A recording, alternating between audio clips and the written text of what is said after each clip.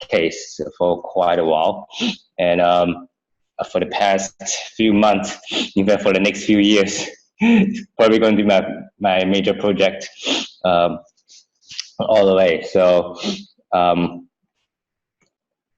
yeah, sorry for missing so many sessions. So which would also be why my topic for today will be an update to everyone on how is it going for Cyclone Idai, how is it going for the people out there, and what we are going to do for the future to come. So I termed the title from Mozambique to Not Forgetting, because not forgetting is a topic that Master has been putting across many a time, again and again. Why do we need to not forget about that initial year, that initial aspiration, that initial vow? Why not to forget? And how do you apply it to our every relief? In fact, our every charity work, our every Tzu Chi's work, so that things will not be forgotten, so that true Dharma will always last. So I'll try to fuse that into my sharing today. The last time I went to Mozambique, I already went there 3 times, and the last time I went there was just a few weeks ago. I just kept, okay, maybe 1 month already. Time flies. It was in late August till early September. And the time when we went there, we are already entering our mid-long-term relief. Mid-long-term relief, meaning that it's going to reconstruction, where we try to see how to rebuild schools, rebuild the great little villages, rebuild their housing, rebuild their lives, their livelihoods. How they can finally stand up and walk away from disaster. So that was the purpose of this second tier of us going over there. But as we all know, all over the world, it's getting more and more. We are seeing more and more unrest, violence, which is really something that we really hope to pray not to have. And we met it this time, because once we reached the airport, we realized our flight has been cancelled. Because to fly to Mozambique, you need to go from Taiwan to Hong Kong, and then to South Africa, and then to Mozambique. But it was on that day, the whole Hong Kong airport was closed. It was protest, and the whole airport was like closed. So all flights to Hong Kong were all cancelled. And we were like shocked. We're like, oh no, what are they gonna do? So we quickly call the tour agencies to help us. Oh, is there any other flights? Do we go to Thailand or do we go to Dubai or Singapore? Can we go the other ways? Just don't cross Hong Kong. So find all the different ways. And finally, we found a flight that was next day at night, 11 p.m. that can get us to Mozambique. So the next problem will be then the whole team is already in the airport. Do we go back Hualien? No, of course not. Where do we go? So that was the time when I felt very strongly that really every Jingsi hall is like a home to us. So we quickly call the nearest Jingsi hall. Of course, there's Taoyuan Jingsi hall. Quickly call them, please help us. We have 10 of us here. We are stranded. Can you take us in? Give us one night. Of course, they were very, very nice. The beds, they arranged everything. So when we, with our very ups and down heart, once we reached the Jingsi hall, all the desserts and everything were already prepared. And we're like, wow, this is really fast. And we very quickly calmed in our very up and down mind. So everywhere is like home. We're really very glad about it. So we have one more day to prepare ourselves, the whole team, to discuss further on what we're going to do, schedules and everything. The next day, when we went onto a flight, blessings come with us, because the flight attendant took up the public announcement system, and then they start saying that today we have a young couple. They are going to profess their love to each other. So the whole flight of seeing them, the husband giving the ring, and like, ooh, everyone giving me the blessing. So I'm very blessed to take on this flight. The man was just sitting beside me. It was quite funny. So anyway, finally we reached Mozambique, this whole team. So let's reflect on the history of the whole cyclone Idai. It happened on March 14th this year, so only about 6 to 7 months ago, when it hit 3 countries, Malawi, Zimbabwe, and Mozambique. And all the places you'll see that's in blue are all disaster zones. In fact, it's not just Cyclone Idai. For Mozambique, there is also Cyclone Kenneth. It's also very disastrous.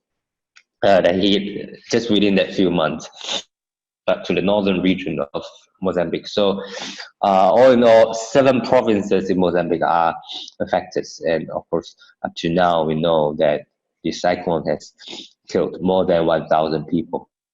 It's one of the most serious cyclone that has happened in the southern hemisphere. If you remember the time when we were looking at the news, the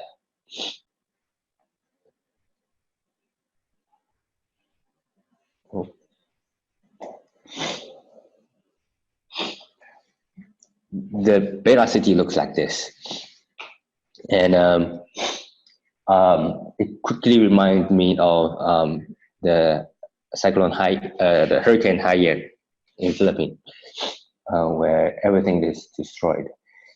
So still remember during the period, every day we were reporting to Master how the number of people killed would keep increasing, and then there's now 6,000 people that's affected by cholera, and then things are going so bad. And then we were asking Master, can we go to Mozambique? But is there water? Is there electricity? Is there a place to stay? Even can we still buy food over there? Everything is still in complications. So couldn't even know whether we can go. And still remember that time.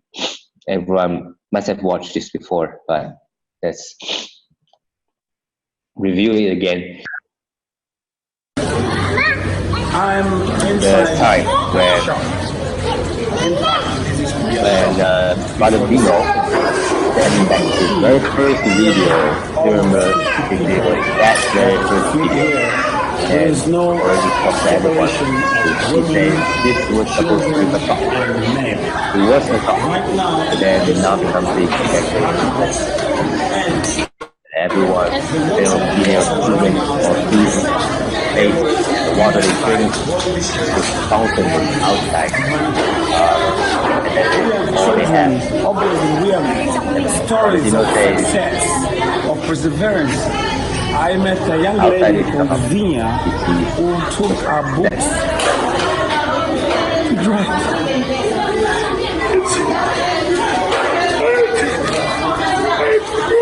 We all remember what did he see? Yeah, Xenia, this little girl that didn't worry too much about what she's going to eat the next meal, but worries about that her books is not dry yet. She lives in that place that is that you're seeing just now in the drone footage. A house all destroyed. The only thing that she can take out was this book. She just want to try it so that she can go back to study. So this time round, when we went again, we went to visit her again, and this is her now. She studies second year in primary school. It's really cute girl. And then when Baradino reached today, she was running out. Uncle Dino, Uncle Dino. It's really cute, really cute. And then she took out her English textbook and saying that now they're studying the textbook, and then they just flip, just happen to flip to this page. That just says family. So they were like going, so this is called father, this is called mother, no. It's very heartwarming. And the little Xenia even says that she's going to study very well for Uncle Dino. This Xenia is about the same age as Stacy, the daughter of Bernardino. So they were really close. But actually, the house that they are living in now looks like this. Very small. It's not even a room. It's just the foundation of a building. The building usually is raised. There will be a foundation, and the foundation kind of just dig a hole in it, and that's kind of the space that they are living in. So we have to always almost crawl into the room, very small. And then the father of Xenia says that he has not received the pay for 4 months.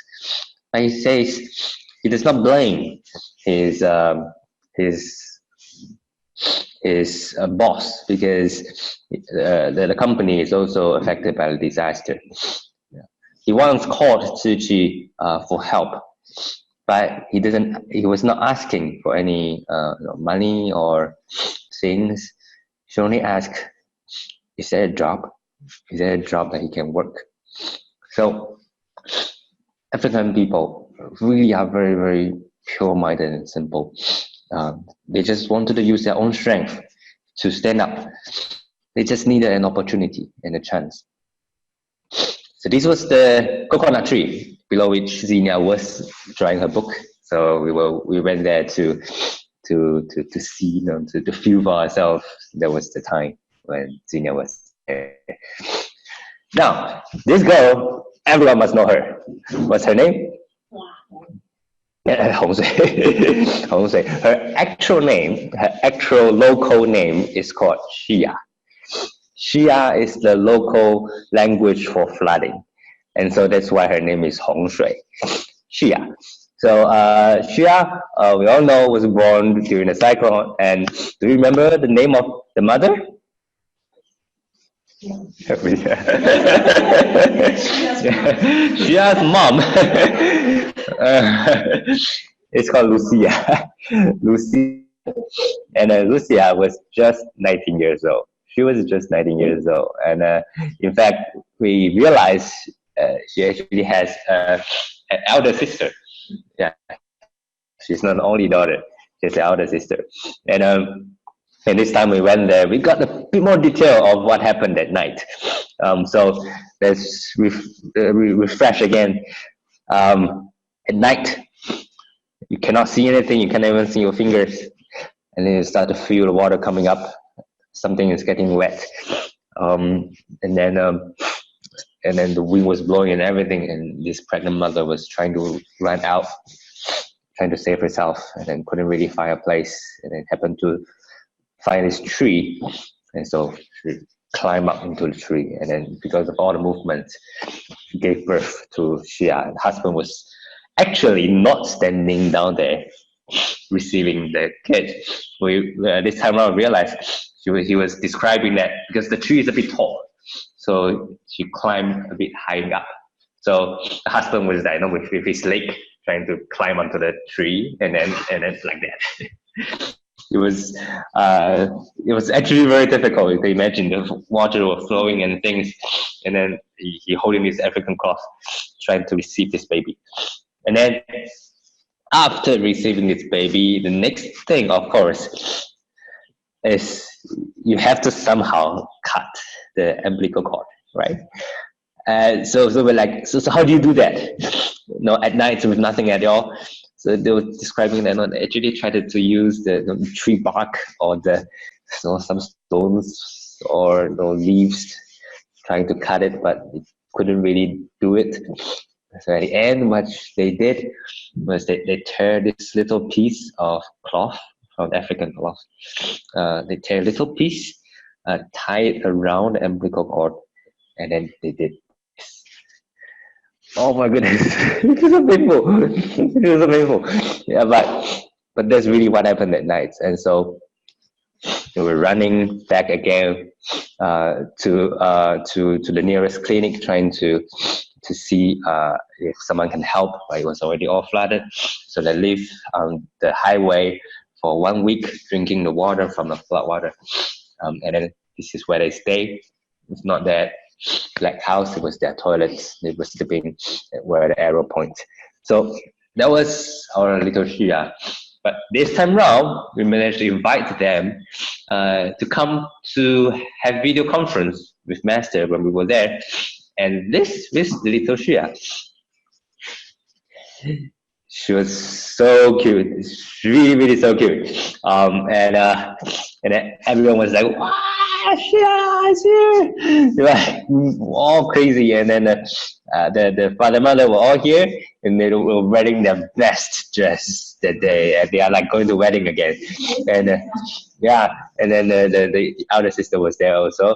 And they were really happy and things. And then they also spoke to Master, to express their deepest gratitude and things like that. And of course, we continue reporting on, we're going to build schools and things that going on. And our little Shia was listening and then almost going to fall asleep. But then I took this photo. I saw our little Shia. She's here.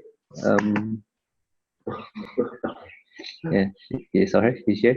and then what happened is she was like almost her eyes closing, but she's looking at Master's photo and then closing her eyes. It was like, this little Shia must be some don't know what number commissioner coming back. Yeah, and then vowed to be born in Africa, and then because Bodhisattvas comes,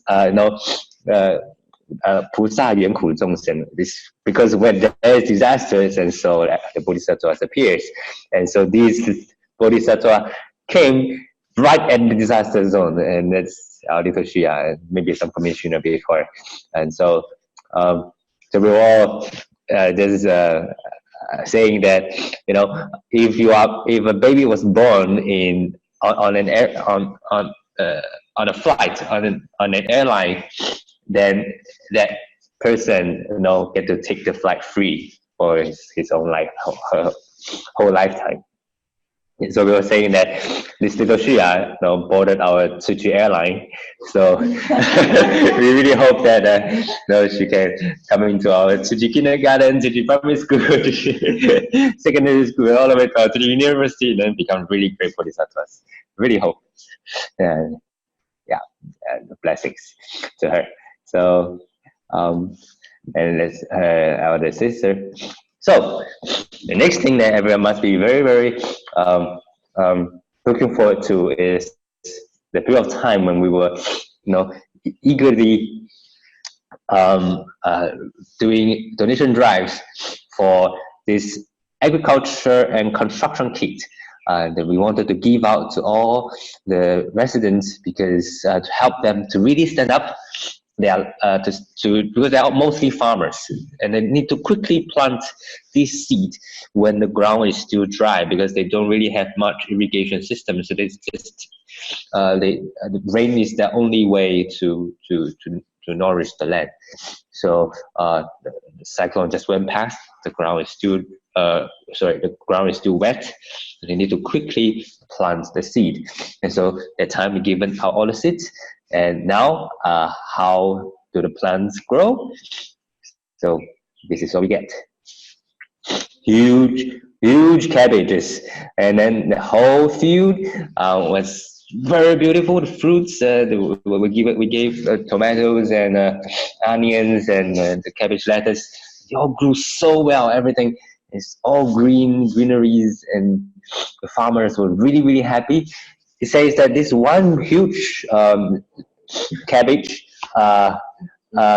he can sell for 25 Mozambican the medicals. 25 is about 15 Taiwanese dollar, about $1, around there, about $1. So that is a pretty good income for them actually, and it really stabilizes their life, and they can continue. They can finally have an income, and after disaster. So that was really, really great, and it grew so well. So there was the seed, and then of course the construction kit of all the tools that we have given them. The more than 10 of them, and how are they using it now? The houses looks like this before, but now it looks like this. So it's very nice, and they are all very knowledgeable. Everyone can build houses, and in fact, they can make the bricks themselves, because the earth of Mozambique ground was quite special. They were very sticky, so to make the brick, they just need to dig their own ground and then put some water, use their leg to press on it, and then put it into this mold, and then put it dry, and then some of them, they will stack it up and then put a fire below to dry the whole brick, so it's now red. And then they can build their own houses. So it's really amazing with their craftsmanship, and some of them even dig a well by themselves with no manually, by hand. It was really amazing, and so they can do all this by themselves already. And there were also stories of how, of course, there will be some elderlies that, although they receive our tools, but couldn't have the strength to build their houses. And so we had our young volunteers to come and help. And mind you, all of these, they are all sort of disaster victims. They all live in the central part of Mozambique, where we don't have Tzu Chi before. So they all came up because of this cyclone, and they are now all volunteers. We have more than 500 of them now. And it's really amazing. Up till now, 5 months later, they are still going to home visits and finding these the elderly, to help, and then building houses for them. So we see this 79 years old grandpa in Mozambique. To be able to live to 79 years old is very, very old, because their average age, the life expectancy was just 60. So to be able to live to 79 is a very, very old uncle. Yeah, and so we were there building houses for them, and then he's very, very happy. He says it was his very first time he can stand up straight to walk into his house. And then seeing our Fuhui Chuang, the football beds, and then our blankets, mosquito net. It's a really nice place. He said he finally can have a good dream. And then all our Mozambican volunteers start to cry. I don't know why they cry so easily, but I can also feel that feeling that finally we really did something really, really meaningful, that we helped a really old uncle to just be able to sleep. And that's really nice. And his first meal in his new home was a hot meal that were cooked by Tzu Chi volunteers, who were cooking hot meal for the whole village that day. And you see the spoon that he uses? Yeah, it was this shell he was using. So that was his first meal, and it's very, very nice. So, of course, he's not the only one. There are a few other uncle aunties that we do houses for them, and let's take a look at how they did it. Pano gona nimbagona pano mbabusa iki tasika umugona na ananga ningatambira kule ndikwikava vizinywanga uko ufamilia yangu.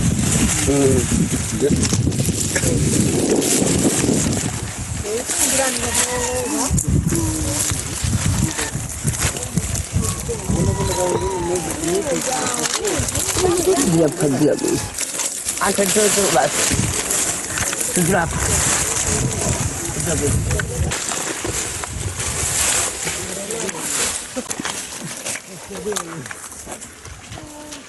Ya udah pukul.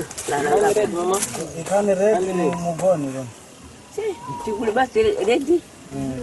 Masa finish ready nang. So we're asking there to show us how this. And then we saw her begin tearing down her walls and now tearing down her roof. The mosquito net. Just to sleep at night. Imagining every day you need to do that. What? I was just someone saying, what if it rains? I don't know.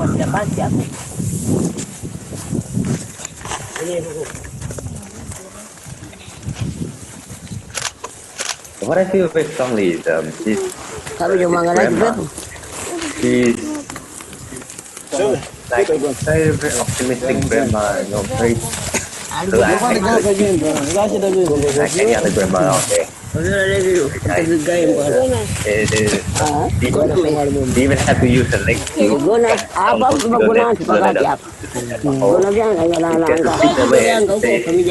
this is why I sleep every day. That's not that much, right? And this is how she has to sleep every night. And oh my goodness. So we must help her. We must help her. And so all the youngsters became coming in, and then we got all the things that we can get. The like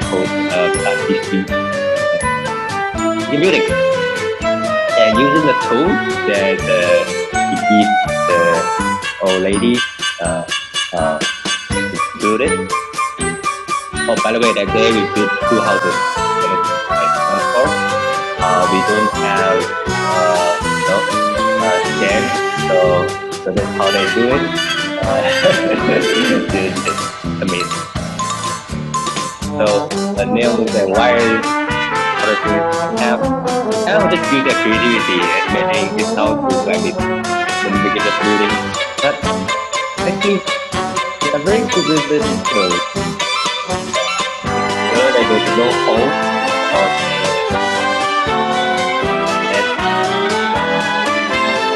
Even make like this, so it has the key, the front door, so we wanted to at the front door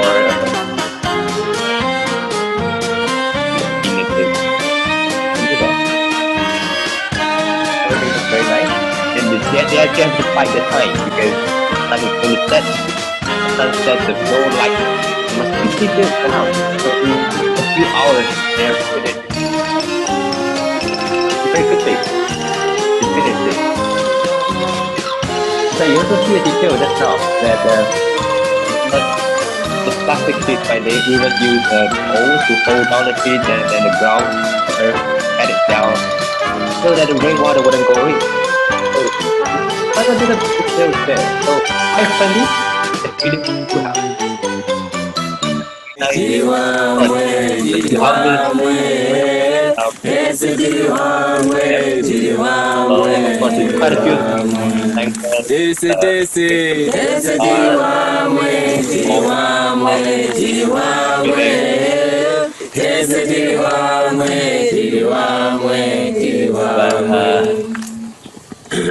That was how the old uncle looked.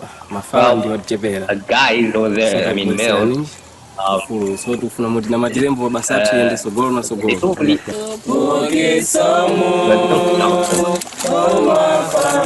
they would need expensive effort. That's our young volunteers giving virtually they wanted just giving one, so there's 11 people, but everyone picks up and they begin. Big one, thank you, big hug. Give another one, thank you, big hug. Another one, thank you, big hug. So it lasted like, I don't know, 3 minutes something.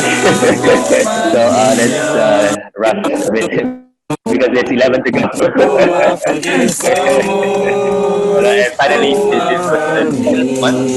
And so other than that, I think we repeated about family for quite a few times.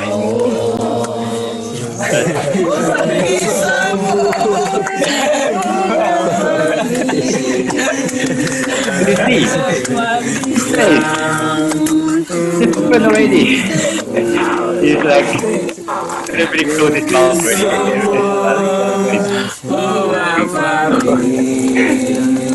Oil and one more thing.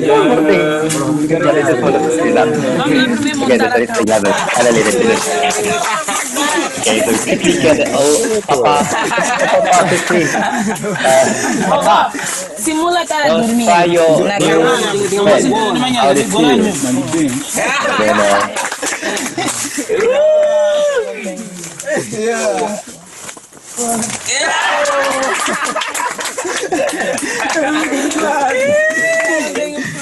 That's really nice.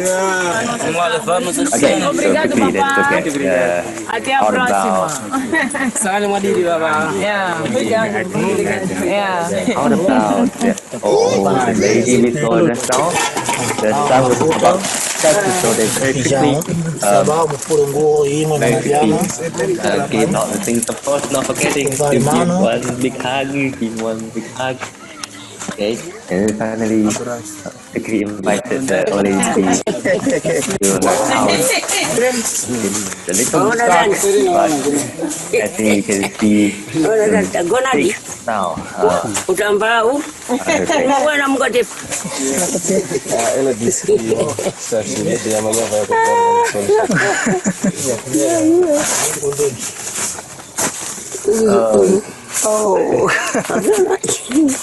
Yeah, so that's what I did. Nice, eh? So, they are very, I'm very proud of them, and they were very proud of themselves. They really did something nice for all the uncle and aunties over there. It's really, really nice. And they also shared with us another story. This lady called Fatima that lives in Guala Guala. Well, Guala Guala is a place that is very far away. We need to take 4 hours of driving to reach there, and then it was very bumpy roads in order to reach there.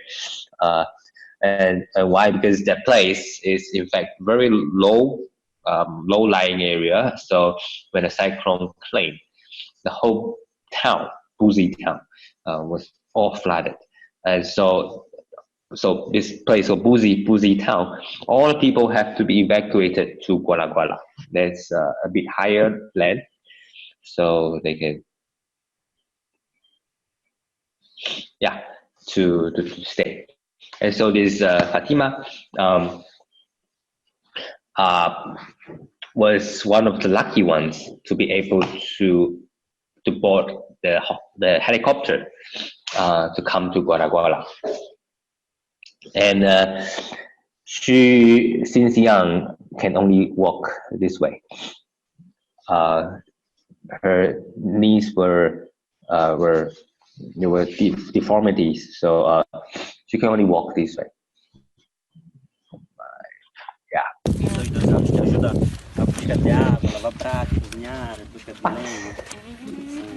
But to realize that her clothes were actually very clean, even wears a earring. In fact, she always has a smile on her face, and she never thinks that she's missing something or lacking things. In fact, she makes the best use of the things that she has. The shovel that we gave her was a bit too long, so she cut it short by herself. Then using this short shovel, she's also planting. She also plants her own plants this way. And then she even has very good handicraft skills. And so she sold her own baby clothes and then sold it. And she also sells some tomatoes and things. So she takes care of her life very well.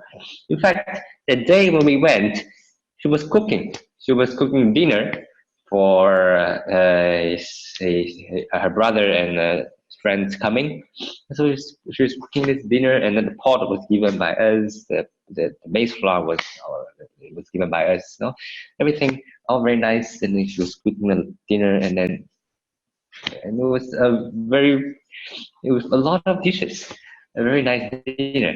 And so we were very amazed by her. In fact, all local volunteers were saying that they feel very inspired by this person. It's like she still has this smile on her face, even with these deformities, but she faced her life so vibrantly, and she can take care of herself, even take care of other people.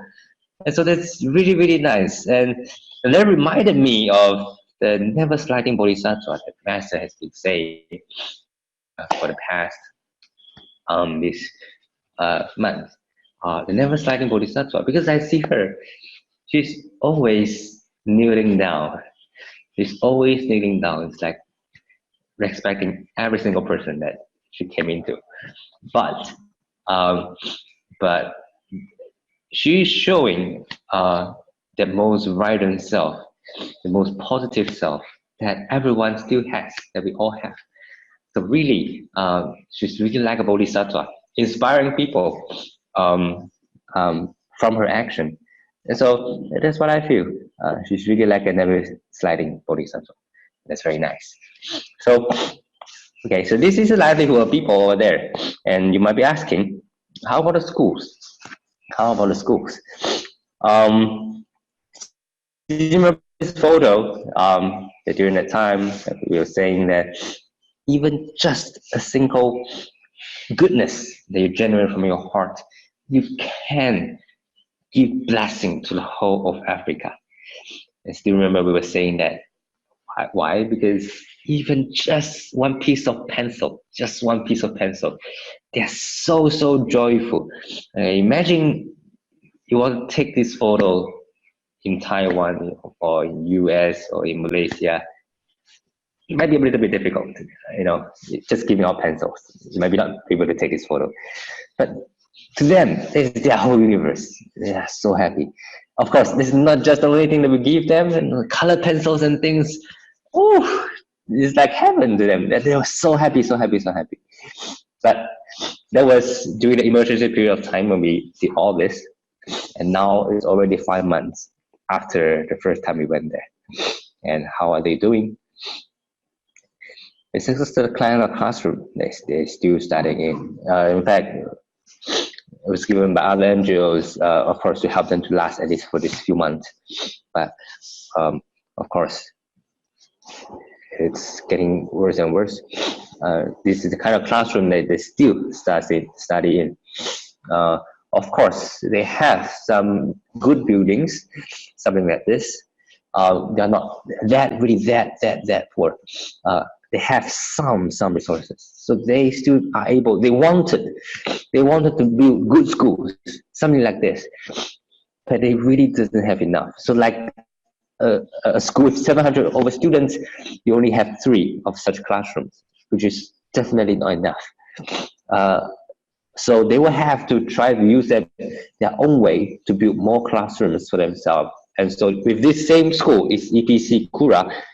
On one side, we have this good 3-building classroom, but on the other side, this is what we see.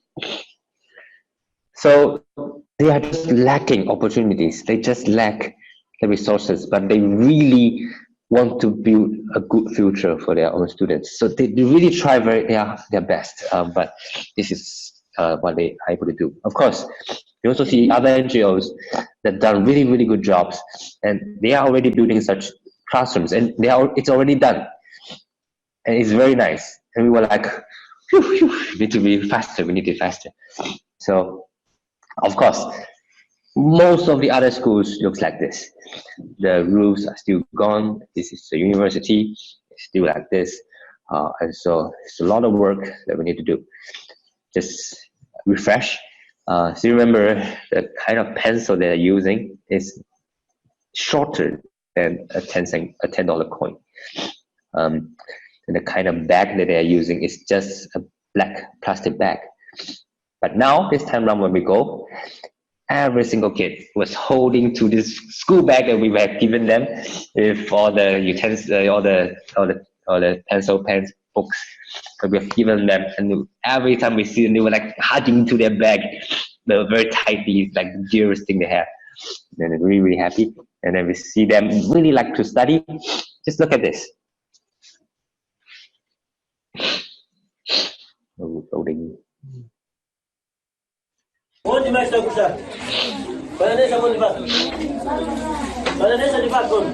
Just see how they are so concentrated when they are learning.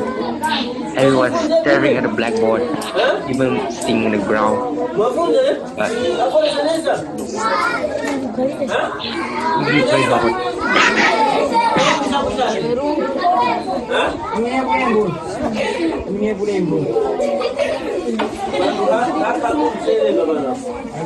So they are really doing their best to study.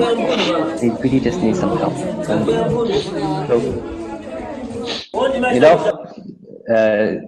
Probably I've seen this before. They can play anything. In fact, they're very talented. They're actually very talented. Look at this.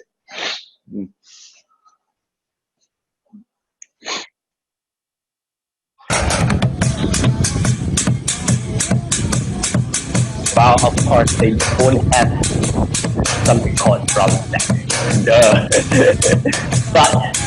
but they can do it. It's really amazing. That's just, imagining these two kids, the next generation drummer. Amazing. They are amazing. It was just along the roadside we were driving and we're like, what? It's just amazing, these kids. But then when we really talked to them, we realized, some deeper problems in it. There's some deeper problems in it that some parents, they don't send kids to school. And I realized there's some reasons to it. One is children too small, or for children too big. They won't send them to school. And we're like, why? So the reason was like, for children too small, the parents will have to accompany them to school, and then maybe they have to stay in the school, when after the children finish the class, and then they put them back.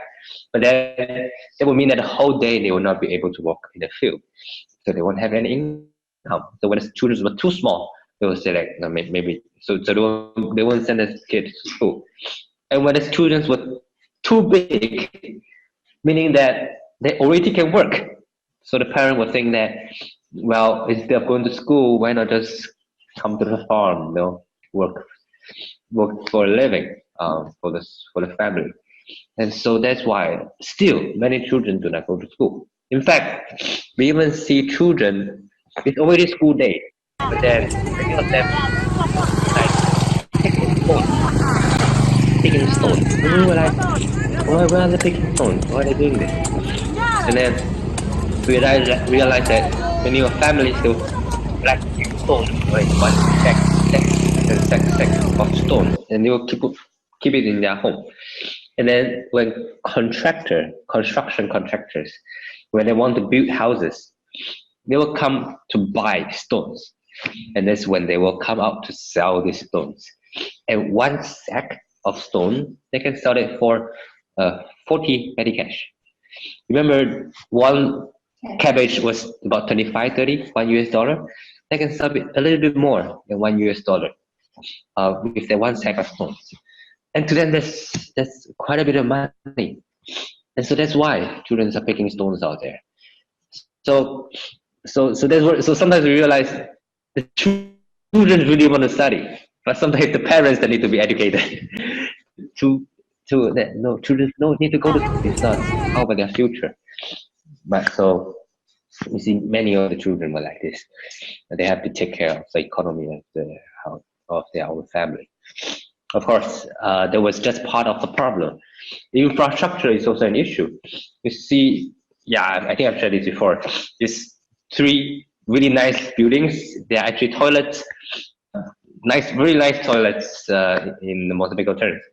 It's very nice, but we see 3 buildings, but 2 of them were closed because it is full. well, they don't have the sewage system that we are so used to having. In fact, sometimes we don't really know that after we flush our toilet, where does it go? We just think that things are handled. But there, no, it's just a hole. So when it's filled, it's filled. There's nothing you can do about it. I mean, of course, you can do something about it. You can have trucks to come to extract all of this and to try to use it for something, but they don't have such public facilities. And so when the toilets were full, it's full. And so it closed down just like that. And that's a really big issue. So what kind of toilet are we going to build for them? It's a lot of trouble that we need to think about. And we will realize some big issues because a school like this with over 2,000, 3,000 kids there, they originally have about 20 toilets, but when we reached it, all toilets were damaged except one, this one. And so the school, because it was their winter holiday, and so the school locked the toilet. Just don't want the other residents to come and use it, so they locked the toilet. And the school reopens, and the teacher forget to bring the key. So imagine that. So all the students, they just, for the whole day they couldn't use. And there's another, in fact, a lot of schools were like this. This was secondary school, Mozambique, yes.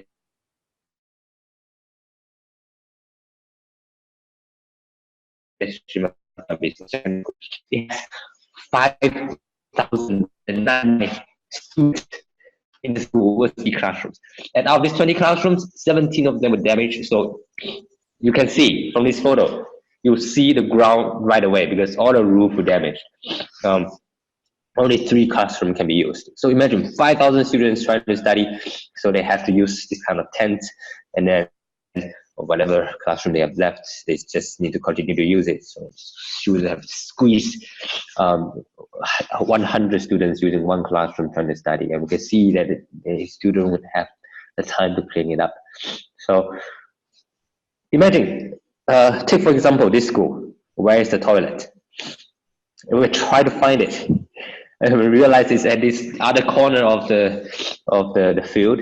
These 2 black dots that you see out there, and it looks like this. And the teacher actually told the children, because these 2 toilets, they never dig a hole to it. So the teacher told the students that, how do I say in English? You can only pee. You cannot do the, so it was really bad. It was really bad. So, and such things, it's really urgent. We need to quickly solve it. So, of course, schools are really, really cooperative in helping us to collect all the data that we need, so that our construction team can do the right to plan the right school for them. But they don't have the really official tools, so they all do by their hand drawing. So for example, we wanted the architectural drawing of the schools, and so this is what we get. They don't have the official ones, so they draw by themselves. And then I think the principal was very artistic, so they have all the trees out there, but it's very interesting. I'm sure the principal must have stood here while he draws this, because you see, all the classrooms here were upright, but when he drew here, it's all upside down. So he must be standing here, looking this way, and then so draw upright, and then when the other side he turned around, and so it was upside down. It was very funny. And then the water well was here. But this kind of drawing is very important to us, so we know that he has how many classrooms. So he even has a playing field, so we have a ground, some empty space. We want to build some temporary classroom, so something like this is very useful to us. Yeah, and we even look at the timetables of them, and it's actually very detailed. They actually have, this is secondary school. They have the humanities side, and the science curriculum, a science curriculum, and the humanistic curriculum. So the student can choose which one they like. So you see, for the humanistic one, they have, besides Portuguese, the official language, they also learn French, they learn English, they learn philosophy, they learn math, and even IT, computer. And for the science curriculum, they also have, you know, the usual physics, chemistry, bio, philosophy. We're like, wow, okay. So when we saw the IT part, and we're like, okay, so how you do IT computer lessons? And you realize, well, textbooks. So they have computer lessons without computer, and they have music lessons without instruments. And now imagine if you want to take a computer lesson without even seeing a computer before. How do you even imagine what is a computer? So we really just lack resources, but we really want to do something good. And so, and then of course, something to worry about is they are going into their rainy season already, and so we need to quickly fix the roofs. So it's a lot more things that we need to do, and there's Master have taught a lot on schools. What we need to do for them. Master wanted to transform Africa with education. Master wanted schools to be evacuation centers. So it needs to be 2 stories. Well, there's a lot of teachers in here, but really, eventually we wanted to build a historical schools. Historical schools. Well, it doesn't really make much sense, but when I come to think of it, imagine if 2,500 years later, 2,500 years later, we are all not here already. But is it possible that 2,500 years later, the students, when they see the school, they will remember that 2,500 years before, an organized dream came, and they taught us what is great love. They taught us what is Bodhisattva path. They taught us that we can help each other. And from the school, we see this Ren Zixing, we see the great building. Can that happen? Of course it can. But there's a lot of work that we need to do. First, we need to build a school that can last for 2,500 years. And then we need to make sure that we don't just give them schools. We also bring in Master's teaching, the great love, the Bodhisattva path, that we also inspire them to also become someone that help others. So it's a huge responsibility, I feel. I mean, it's a huge task when Master says she wants to transform Africa. She wants to build historical schools. So it's a lot of work to do, but finally, I just want to say, from Mozambique, not forgetting, is we need everyone's strength out here there to try to help. Well, my hand is in there, one of the darkest one, but not the darkest, one of it. But I want to end with reflection. We all know the source of this disaster, right? Global warming, greenhouse gases, rising sea levels. We all know it, but we look at the data. The CO2 emitted per annum, per capita, every single person out here, the average was, for the whole world, was 4.9 tons. For USA, 16.5. For Australia, 15.4. Taiwan was 11.8. Singapore was 10.3. Malaysia is 8.13. Hong Kong is 6.4. What is Mozambique?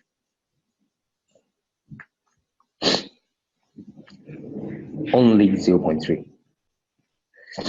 So who are causing all these disasters? But who is facing the suffering for all that we have done? So our whole team, in fact, we were telling each other, it's not just a disaster relief trip. It's really a path of reflection and repent.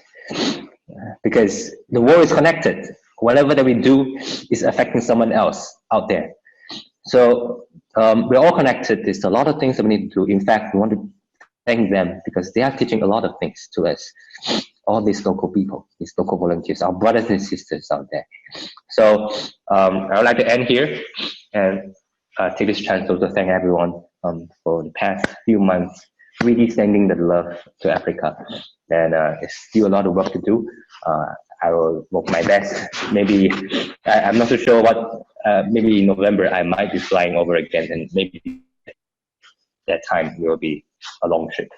So I'm not so sure when will be the next time seeing everyone, but thank you everyone. Thank you for all the love. We're all connected. Thank you.